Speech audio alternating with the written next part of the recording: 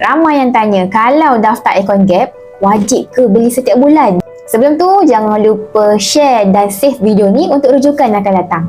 Sebenarnya, simpanan dalam Aircon Gap ni tak ada komitmen wajib bulanan. Maksudnya, kita boleh beli emas bila-bila masa mengikut bajet dan keselesaan kita. Contoh kalau nak beli bulan ni, bulan depan nak skip, tak ada masalah. Aircon Gap tetap kekal aktif, tak ada cas tersembunyi, tak ada penalti dan yang paling penting, tak ada tarikh luput. Pembelian dalam akaun emas Gap ni pun sangat fleksibel. Kita boleh beli sikit-sikit ataupun boleh beli banyak-banyak terpulang kepada diri sendiri. Minimum RM100, tapi kalau kita nak beli lebih pun boleh sebab tak ada maksimum limit. Ramai yang suka simpan emas dalam akaun Gap ni sebab dia mudah, selamat dan fleksibel. Tak perlu risau tentang simpanan sebab public gold tolong simpankan emas secara percuma untuk kita. Bila kita nak keluarkan dalam bentuk gold lebat ataupun dinar, boleh request pada bila-bila masa. Jadi kalau nak mulakan simpanan emas tanpa komitmen, Aircon Gap memang pilihan yang terbaik. Tak perlu tunggu lama-lama.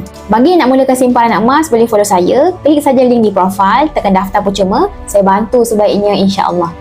Ramai yang tanya, kalau daftar Aircon Gap, wajib ke beli setiap bulan? Sebelum tu, jangan lupa share dan save video ni untuk rujukan yang akan datang.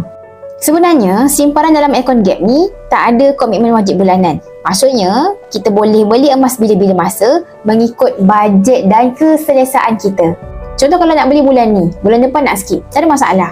Aircon Gap tetap kekal aktif, tak ada cas tersembunyi, tak ada penalti dan yang paling penting, tak ada tarikh luput.